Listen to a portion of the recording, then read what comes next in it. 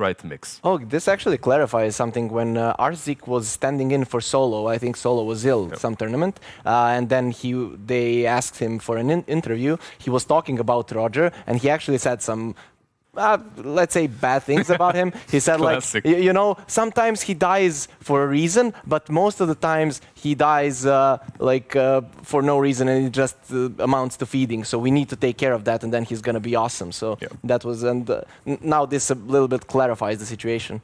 And of course, you know, we spent a little bit of time talking that because that is your speciality. That's where you've played around with those players a lot. You understand them inside out. The final series will of course be EG versus Business Associates, Fear against, you know, the classic organization he was related to for a long time. But we won't have these guys analyze that too much. I'm not, you know, I don't want to step on the NA big brain. I think we'll have panelists later on in the day that are actually better tailored and suited to talk on that subject. But we have a draft, boys. And the banning phase, the first back phase to SCA, we were talking about NA, about EU, CIS, and SCA is looking really strong right now. I have a feeling, if you remember, I don't know, 2014, 15, CIS was considered the breeding ground of new, mechanically super strong players, because that's all we had. We didn't have fancy PCs. You're lucky enough if you have a good internet connection to play all the time. And because of that, you have a lot of kids constantly playing Dots, right, and improving and getting better and better in these internet clubs. I have a feeling that SCA in the last 5 years or 6 kind of copied, mimicked the same thing after they moved from Dota 1, right? And you have so many big talents there, so many big names coming now. That's a fair point, right? Because we had the same with SA as well. It feels like, I don't know about you guys, I've looked at this in the past, I've gone, they've got so much talent, but if they could get the experienced captains, right, which are usually on the Westerner teams across there, suddenly they could be on a whole new level. And we've started to see that in recent years, right? Yeah, they've been doing that. And now March came there.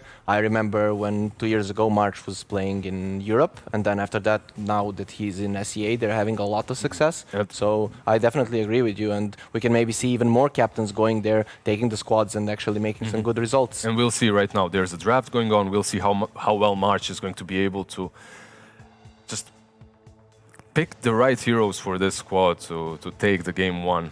Let's see, Chen is picked up already versus that Underlord. What do you think about Underlord, boys? He's big and Killer ugly. Pigeon, please. I'm giving you host analysis. Yeah, he looks pretty ugly. There was a cute discovery. I think Owen found the Snapfire combo of the Ags. It's like, that's cute. Yeah. But then you sit there and you go, I still don't think the hero's going to be coming back anytime soon. Yeah, there are some reasons why Underlord was picked up. People were trying to take Underlord versus Ricky as soon as Ricky became popular, right? But it failed so hard because it really didn't do what you expected it to. It wasn't as strong of a laner as he used to be. Now we'll see with the Kotl, however. Perhaps it's going to be one of those old school combos. Rain of Fire, Illuminate, push out the wave, stack, you know, old school kind of a play. I feel like he needs Kotl because against Underlord, you can usually just pick a Slark. You have a Chen to keep you healthy. You can just get the stacks up. But when there's a Kotl, you can push him away. You can kind of let your Underlord farm. And now they go for a Rubik, which is... Underlord is one of my favorite heroes to play against as a Rubik. You just steal his Rain of Fire and you defend all the towers, get a lot of farm. And we know that the Rubik can definitely use that really well. Bit of Malice as well. Just is much it's better insane. than Rubik's hands. It's insane. You can see the bans as well. They banned out... There's 4 bans, obviously, in the first stage. That has been changed a little bit. And now we have seen the Timbersaw banned out from Adroit, so that makes sense if they're picking Underlord. There's also the Ricky ban, but that's just your standard bans. Right now, Ricky is super popular. So, food for thought, boys. Considering that Gabby is not playing, which, you know, just to clarify, guys, this is going to be Anna, TI winner, stepping in for them, all right? He's been, you know, under the radar. He's finally popping up for a good cause. Do you think the move for TNC is to leave his pick until last, so that they kind of like, they can just flex him and make him the most comfortable member, considering he's the outlying factor for their team here? If he has an idea of heroes that can win games, which Ana usually has, right? He usually wants a hero that can end the game. Doesn't matter at which point. It doesn't have to be a super late game hero, but it's an end game hero. So if they really want him on a role like that, I can see them doing that. Something that was played yesterday very often was Spectre as well with Necros, right? So that comes to mind. If you mention Ana, like Spectre instantly comes to your mind. So maybe that's the thing that they can go for. We'll see if they decide to go for their win condition in this third pick. I don't believe that's going to be the case, as you have only 1 ban in that second phase to protect it with. Instead, you go with something like Mirana, a little bit more open. What happened to Mirana basically is Arrow got some more damage, but Arrow still did get nerfed quite heavily in the patches before. So your maximum Arrow stun isn't as long, and we'll see if this is going to be your position for Mirana or perhaps a core one. When I was talking here with Kyle, I actually don't think that the main points of Mirana got nerfed. Her arrow, okay, but you usually use it to kill the range creep, kill the creep in the forest. The hero is still very mobile. She can invade the enemy woods, so you can kill their big creeps and stuff like that. It's pretty annoying since heroes like to go to the woods right now. So those points, why she was strong, haven't actually been nerfed, okay? I agree. But at the same time, it feels, I was spamming Mirana a lot back then, and it feels really bad when you rotate from, basically what you're doing is you're killing the range creep, right, securing the experience. Then you go for the big camp to get level 2, and then you go to rotate mid because you have arrow and starfall. That's a lot of damage, or maybe leap you took, whatever. You hit that arrow, and it just doesn't last long enough to get that kill, and you kind of feel like your movements are wasted. Yeah, but you know that psychological factor? You stay in the woods, you kill their big creeps, and their mid laner is constantly afraid. He's constantly moving in patterns he wouldn't want to, and that psychological factor is always there, so you don't even have to go and for speaking of killing creeps, they're playing versus a Chen. So that arrow, even if it doesn't deal as much damage, if your point is to just constantly kill off Chen's creeps, can work really well. That's a fair point. It's to the Mirana being off map, right? It feels like that's something that's kind of waned off a bit. Is when you think about the way lane happens right now, it's a lot more static in the beginning. Whereas traditionally you used to have things like the Earth Spirit, right? And when you think of like Night Stalker, these heroes that are more scary when you can't see them. Do you think there's any emerging picks you've been experiencing in your pubs that you think are bringing back that style of play a bit more?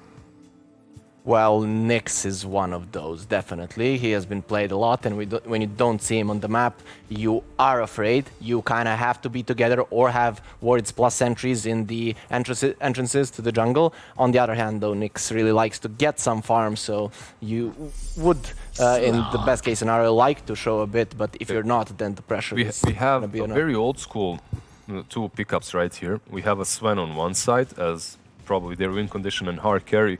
On the other, they instantly answer with Slark because Slark is a known counter, at least was before versus the Sven. Now my question is, with the recent item changes to Mask of Madness, to Battle Fury, will perhaps Sven be a bit stronger? You have that Axe as well that you can utilize. I still think that carry matchup, Slark destroys Sven, right? He should. The only thing is your power spikes, your win condition, they come a little bit faster when you're playing with the Sven. But at the same time, you're playing versus a Chen Centaur, so you won't be able to, you shouldn't be able to at least get to those win conditions. Right now, TNC does look much stronger, specifically because of this Slark. I really like Adroit to somehow enable the Underlord so that he can at least stand at the towers and defend them, because if he's not, but it's going to be extremely hard against the Slark lane, so I'm not sure what they're going to do right now. Slark seems to me like he's going to have a free game. Yeah, and Void Spirit is now picked up as well, so you know what you're playing against on mid lane.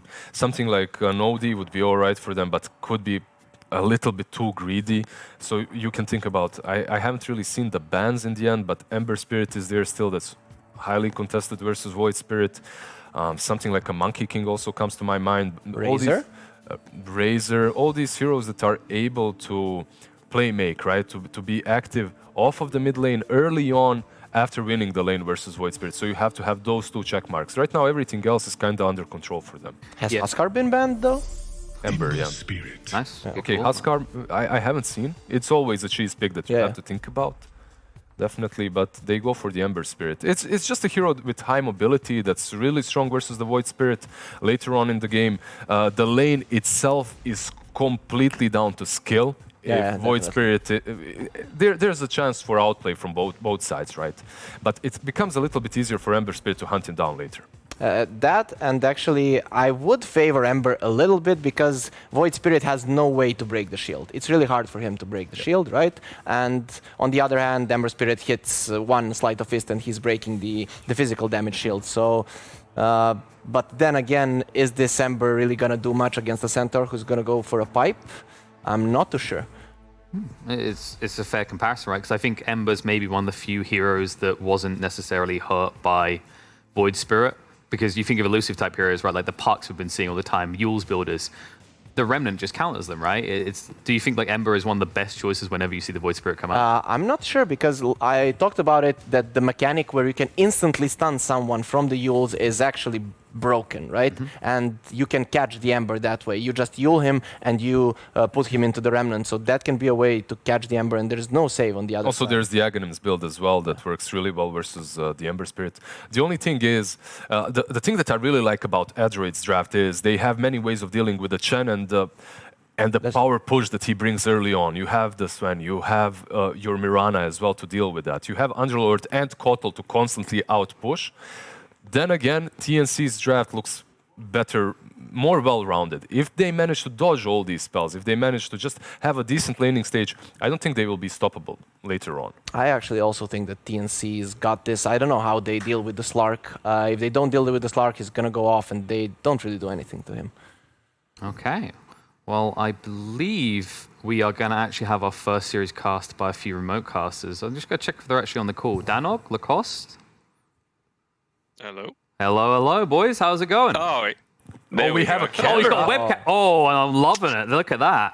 All right, make sure you that's keep right. the nips hidden. Otherwise, we're going to get banned on Twitch. Okay? Yeah, you got to subscribe for that content. Like, you know, there's stuff happening with the economy. I got to keep the income flowing in somehow, right? Set a donation No goal. judgments Set here. a donation goal and say you'll DM them pics. Yeah. You gotta subscribe to that. But 2 Australians for TNC, that's pretty pog, right? I knew you'd be excited about that, right? The moment I heard Anna, I was like, I know who's on this series. I know who's going to just be milking that. It's like the Aussie boys are coming out. I still don't have any UK boys. I mean, Tanner, he's there occasionally. So Yeah, but that could he work hasn't for won you. I yet. was trying to find a flag, but all I could find is a sock. So, you know, come on, Australia, let's go. Well, at least the sock is clean. Is it? It is. Is it? I Yes, hope it's so. clean. Yeah, I've been working on a lot of self-improvement, a lot of self-care, doing my lizard cosplays. So, you know, we'll see how that all works out. That's a fair point, actually, boys, because like you know how I was talking about washing hands Lizard right now. cosplays. Like, he needs to buff up a bit more. But you know how I was talking about like washing hands right now? I've noticed like my skin's getting very dry. I discovered that actually moisturizer has another use. It's really good for handling dry skin. Did you guys know this? Yeah, I noticed as well. It's really good. Yeah. That usage of moisturizer surprises me. Yeah. Yeah. So be sure to use moisturizer for that. Do we have Lacoste on the line? Lacoste is ready. People, what's happening? I'm ready. I thought you guys forget me. No, You know? I didn't forget you. I was leaving the best till last because we had discount Lizard, discount Lacoste, and I couldn't come up with one for you. Do you have like a Croatian superstar you love? Did we have... Not really. I mean, I love myself. I don't know if that counts. All right, you're a discount Lacoste too. This got my okay. So, how are you boys feeling about these lineups? Actually, because we've heard from the panel that they're big TNC fans. Big TNC fans? Well, I have to agree on that one. They have Anna. This is a free Slar game. They don't have a real counter. He can get out of every single stun they throw at him, and it's going to be really easy to kite against the Sven. Also, Mirana. She received a huge amount of buffs, 2 extra damage, level 1, which is pretty imbalanced if you ask me. Arrow land. Crazy stuff. Yeah. But On the scale from 1 to 10, how happy are you to see Australian player back in the game? I mean, KP's always there, right? So that's always good. My big thing was whenever a TI came around, you'd get those countries that had like, you know, 1 representative, you know, Puppy with Estonia and all that. Australia always had 2, and that's the thing. Like, if one got knocked out, you always had a second one to cheer for. So I'm pretty happy with it all. I remember with the panel, they were talking about, you know, oh, how much Dota has Arna been playing? You know, is he going to adjust to the meta? Does he know that much? He's been playing nothing. It does not matter. I mean, he didn't know about the aggro, and he won a TI, you know? True. So I don't expect him to do bad in this kind of situation, and it's a good matchup for him. He's playing Slark against Underlord. Underlord adjusted accordingly to Ring of Protections to mitigate any kind of early physical damage coming out from either Chen or his creeps, and Slark himself. Yeah. I mean, it's like riding a bike, you know? You never really forget how to play Dota. Well, maybe eventually, but... Do you know that 37% people in the world don't know how to ride a bike? No, you don't, because Really? they just made that up. Ah, very good. I mean, how hard is it to ride a bike? You know, just don't fall, XD.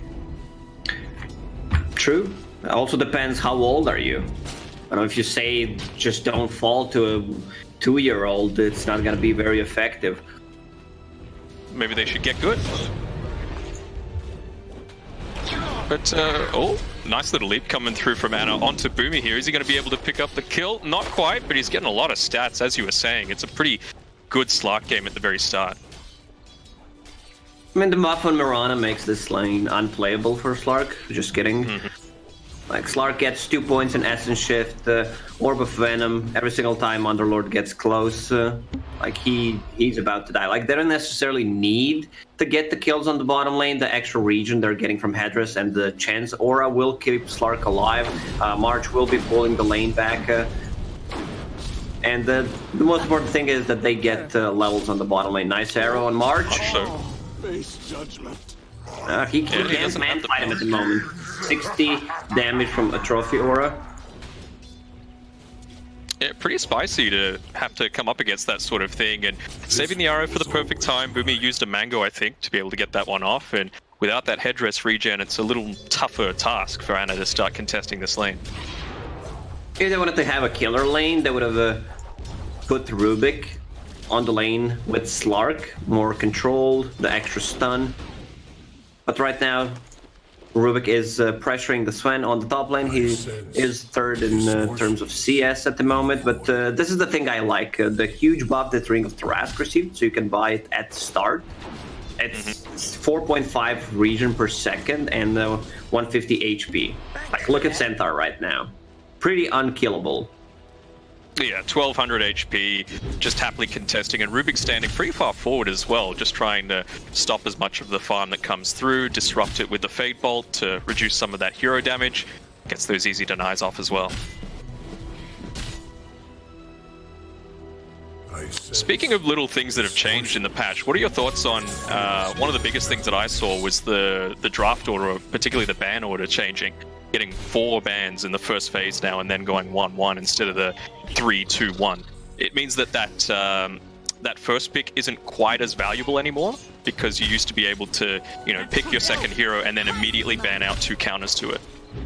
Yeah, correct. And I think it's gonna be like less cheesy strats because of that.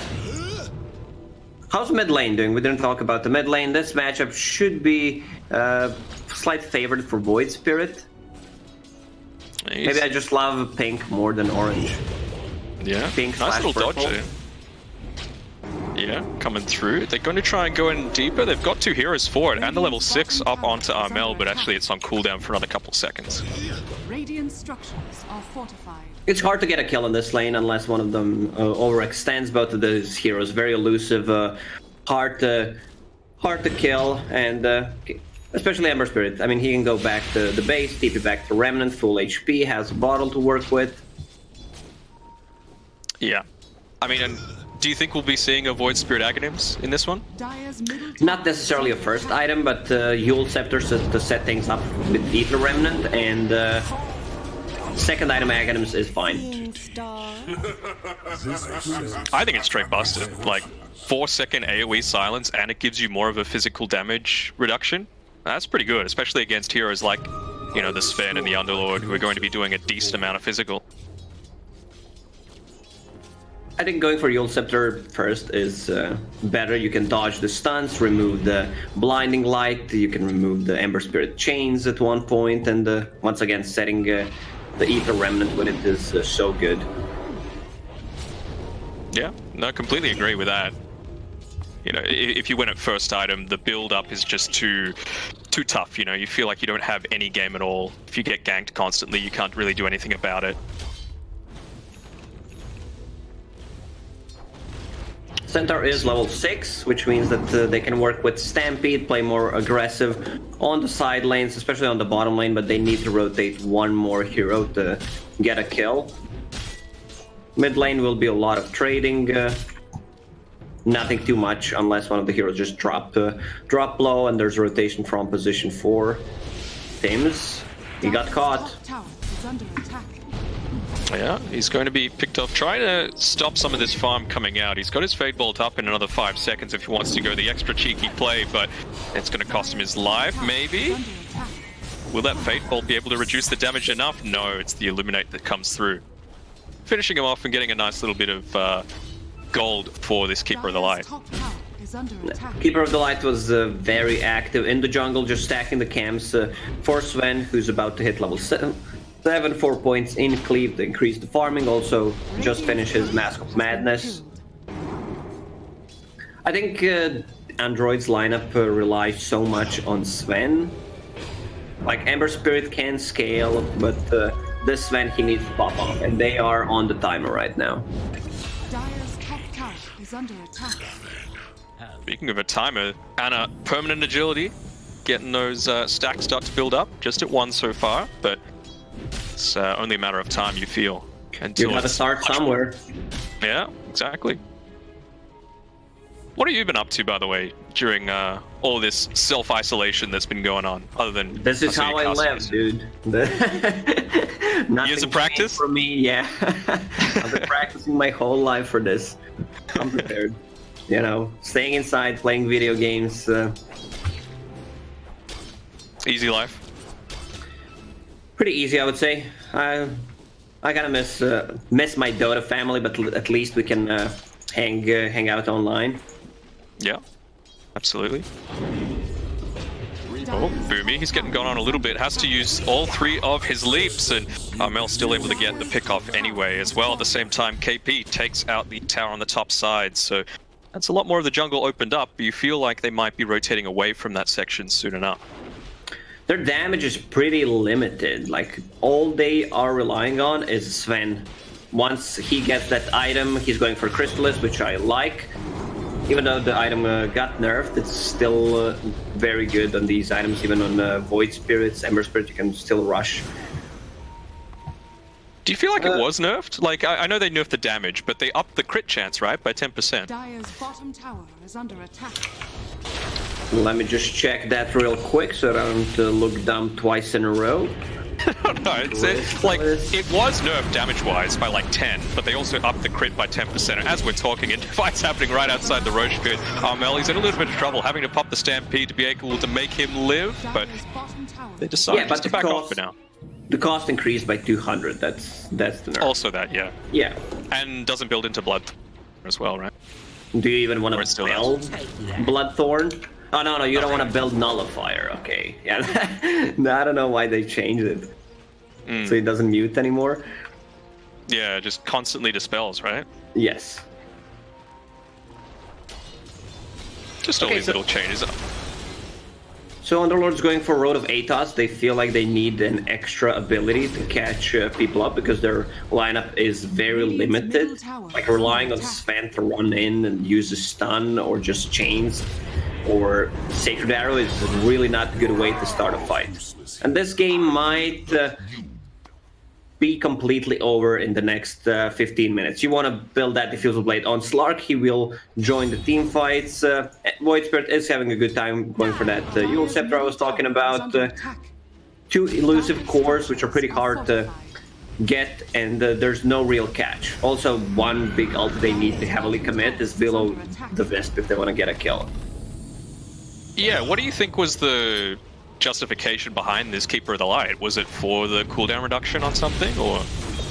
Oh, they're going in onto Ember Spirit. He's going to be able to get away. Yeah, with the Chakra, do you think that was the reason behind picking it, or was it the Will-O-Wisp, or was it maybe the Blinding Light to be able to push him back into a Pit of Malice or something like that? These 2 cores don't care too much about the Blinding Light. The one can dispel it, otherwise relies on magical damage. When I talked about heavily committing, I didn't think heavily committing is just, like casting it on your tier 1 tower, which is gonna fall anyway.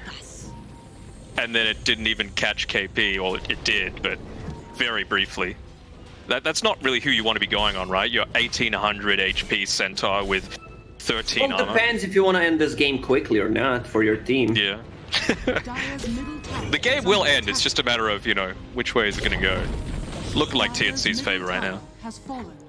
Even though it's only 1k lead, they need to use this Sven. Like, he's gonna hit his peak, going for Aghanim Scepter, or just kidding, Aghanim Scepter and BKB. Well, he will get kited. He does not have a clear target in the fight. These 3 cores, Centaur's too tanky. You have Void Spirit, so if they can't catch him, he's not gonna die. Same goes for Slark. Yeah, I'm seeing as well they're building up a Chrysalis onto this Ember Spirit as well. So, multiple crit sticks coming out. They must really value it quite highly, even with the changes to it. It's still, I mean, in the previous patch, this is the most cost-efficient item in the game. I was surprised more heroes were not buying it. It's still one of the best items, for sure. Yeah. You can see Adroit, they're backing up Natsumi on this bot side, trying to take some real estate on the map. Dire's Use that structures level 12 Sven to be able to do it. Pops his Mask of Madness to try and chunk down this tower as quickly as he can. Don't think they'll be contesting it all too much.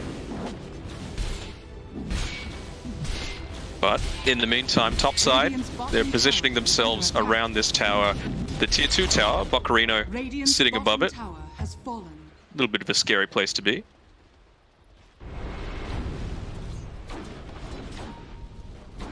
They will have 2 items finished on side of TNC. Ana will finish his Diffusal Blade.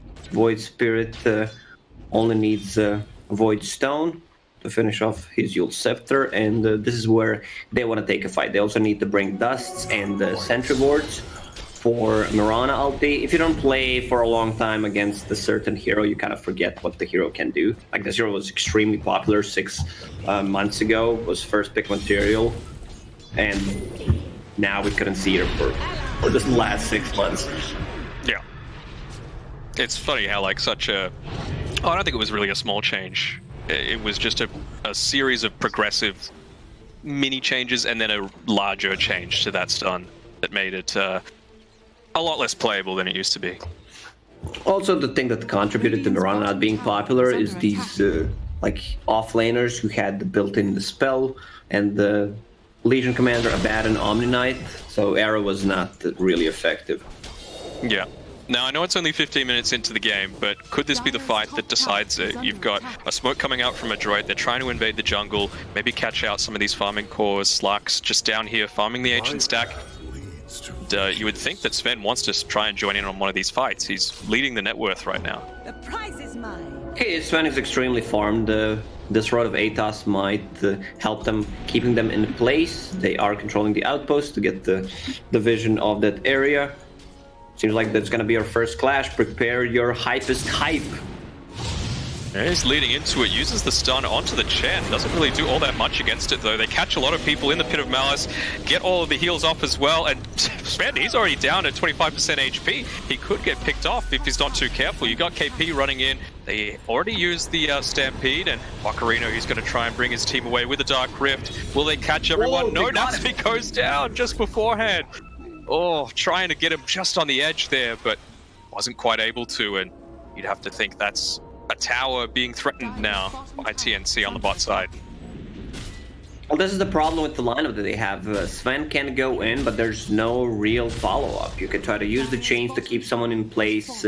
Underlord with the Pit of Malice, Rod of Atos, but like they don't want to be in the front lines against this Slark. And I love the build on Ana. Straight into the Fusion Blade, no shenanigans, no drums, going for BKB. He knows that there's no real threat for him once he gets a BKB, unless he decides to man fight against the Sven. Yeah. It's a wise choice, you know. If it ain't broke, don't fix it. And we've seen, you know, Ana very, very capable. Is there a counter smoke perhaps coming out here from TNC? No, not quite. I thought they were grouping up for an express purpose, but actually they're going to be the ones getting caught out here. Arrow coming together. Yeah, but don't have the follow-up on it. And if anything, Ana's the one chasing in. He actually gets pushed out of the Pit of Malice. And could he live because of it? Great stun coming out from KP, catching on to Bok, as well as this Mirana here, and they'll both get picked up. That's more permanent agility for Ana. He's going to continue the chase, following up after them. There's the Yule Scepter coming in clutch. Yeah, hits onto Mac as well, and he wants more. KP, he's moving forward, ready with his Blink Dagger. Will he be able to catch out the Keeper of the Light? Go on to the high ground as well. He reveals himself, he might, but no. I'm just gonna be calm, push the tower. They've got the ranged, the siege wagon there. Well, you were not wrong. It's ranged siege wagon. Yeah. And you can see how confident they are. Slark didn't even pop the ulti. Chen still had the ulti ready to heal him up if needed. Felt a little bit disconnected there with some of the stuff being used onto Ana. You know, throwing the arrow without the rest of his team there. Just didn't feel like the efficient play. Well, once again, they missed the combo. Aetas into arrow missed. And now they're going to connect onto 2 with this. Is that a stolen Pit of Malice? It is. So it's quite a lot of lockdown now on TNC's side.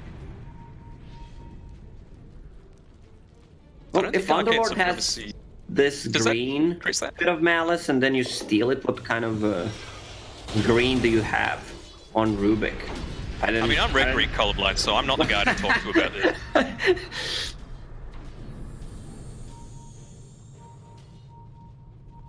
Oh, Essence Ring. That's a very good item. Here we go. They're going in again onto this Ember Spirit, and that magic block won't save you now. They're chasing onto Bokarina as well. He's not like a Centaur. He can't just pop his ultimate and run away. He's going to get caught out by the rest of the team. Tim's, of course, contributing a lot to the team fight with that Fade Bolt right at the end.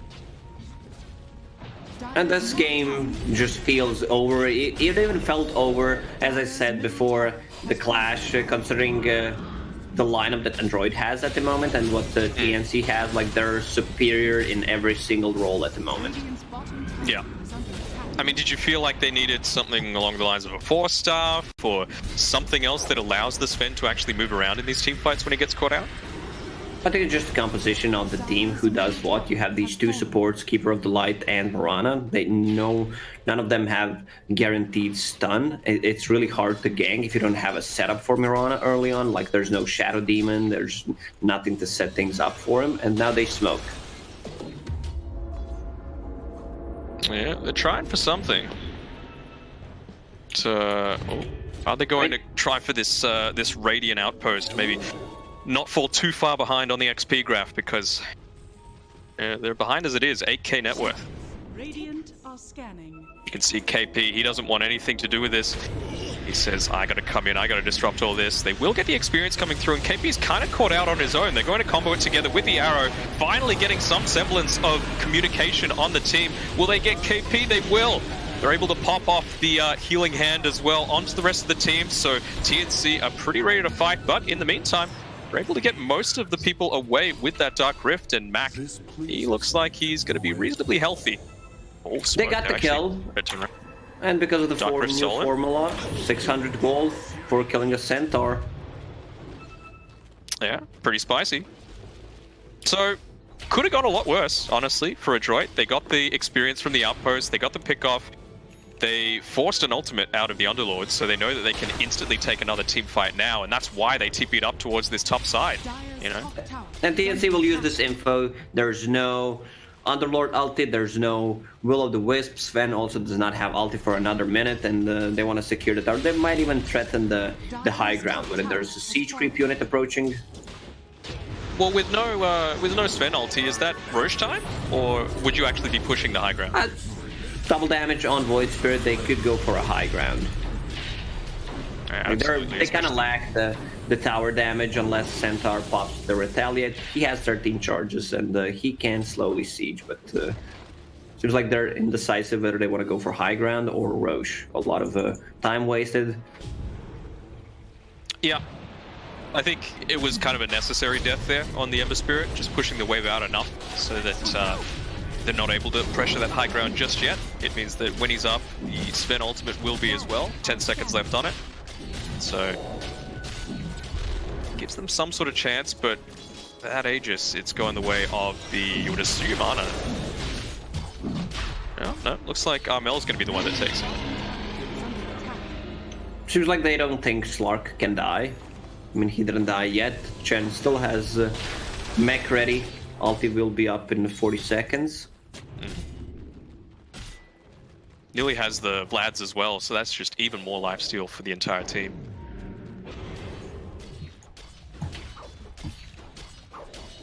This is So- the best creep in the game, sorry. Kobold Which one? Foreman, the most swaggy one. Yeah, just the way he struts around. The way he looks. Yeah, Like, no, he doesn't do anything. that movement speed aura though. Look, they got things to do. They got places to be. Oh, Ana, he's going in deep. I love this. They probably just told him, look, just dive in. We'll be able to save you every single time. Oh, he gets him with the orchid Yeah. burn. GG. Just looks away. You know, cool guys don't look at explosions. Unless you're watching Michael Bay's movies. That's true. What's the last film that he did? I don't know. I stopped. I stopped watching those movies. Sven, Superman, he's in. Well, Superman could be super He's dead pretty out. soon. There's no backup. Ooh, that was close. Like, he's super tanky. 3000 HP. 14 armor. He deals a lot of damage, but as I already said a couple of times, there's no real follow. He does not have a hero to play with. Yeah, it's looking rough for Adroit. It's kind of like delaying the inevitable, right? You feel like TNC, they've got, what, 3 minutes left until this Aegis is going to be reclaimed, so they're just getting the next couple of items that they want. I think they've nearly built up a halberd onto the centaur, which will be huge. Sven's still far away from that BKB. If the halberd comes before, he could just completely cripple him in a fight. Trying to go again onto this centaur. No arrow this time just yet to be able to combo him down. Here comes the arrow right at the end, and they're going to be able to pick off KP. So that's another 50 seconds that they've bought themselves, and I'm sure that Natsumi's going to maybe try and farm up that BKB, but not quite. They're actually trying to continue the aggression straight away. Dissimulate? Ah, he couldn't get it. Well, it's only the Aegis though, and they've got the rest of the team backing him up now. Ana, he's here on the backline, ready to try and get some essence stacks up onto Buccarino. He's just whacking away as much as he can, and that's a lot stolen. He rotates straight away through onto Mac, and he pops. I mean, that's a buyback from a centaur. Not sure that was even needed. He would be out in 20 seconds. Has Pipe Stampede ready now, just wants to throw the body in front. Sven will have ulti in 2 seconds, so this is the time where they want to take this fight. If they lose the Raxes, they will be crippled. Yeah. Still another 25 seconds until not only the high ground defense of the Underlords there, but also just the damage reduction that comes through. Forced to pop the glyph there, so no creep wave there, but just want to make sure that that Rax can live for a bit longer, but doesn't look like it'll make that much of a difference. Melee Rax goes down, and TNC, they extend their lead. 4 bounty runes to be picked up. They're pinging it out. Still tier 1 tower on the tops. Are scanning. They want to TP and get it. They also see Sven pushing the top lane. So this should be a secure tier 2 tower on the bottom. Yeah. What is Sven's kryptonite at this point? Because is it just Ana just whacking him away once he's built up a lot of these essence shift stacks? He can't kill him if they don't lock him down with the 5-second arrow. Slark is not dying. And yeah, Slark with the basher, even if you get that BKB, they still have ways to deal with you. Heaven's Halberd, just a kiting potential against the Sven. And he's even building up into the Skadi now, so making himself that much tougher to kill. Fight happening in the mid lane, and Ana is not there, so that Stampede maybe used for Centaur to get away, but it could just as well been used to give Ana a little bit of time to get to the team fight. Though now they've gone in on this Void Spirit. He gets a nice Resonant Pulse away, but be enough to be able to live. Ana, he misses his pounce, but he's going to be able to do a ton of damage through. Great stun coming out from KP to be able to knock down 2. But Ana catches that arrow as well. No one's dying. What is happening right now? This isn't C Dota. Okay, let's go back, kill 2 people, so he can be satisfied. The only one who died is Void Spirit KP. He understands how much damage he can tank, and he's about to finish that Heaven's Halberd. I think I said that a couple of times already. He was close, but used that buyback in the previous fight. Sven will have BKB after that. Also, Sven approaching level 20. If he goes for -6 seconds Storm Hammer cooldown with Chakra Magic, he can just perma-stun people. Very nice. Do you think that was the strat that they had at the very start? I don't think so. There's not much synergy between Chakram and the other heroes. Like, you can use double slight, arrow, reduce the cooldown on arrow, but it's not that effective. I suppose not. Oh, they've gone in again onto this Ember Spirit, and Ana, he catches the arrow, but the Dark Pact able to remove it straight away. He might be in a little bit of trouble here. Pops the Shadow Dance just in time to be able to stop the Sven stun from doing a lot of its work, and again, backing off with no deaths.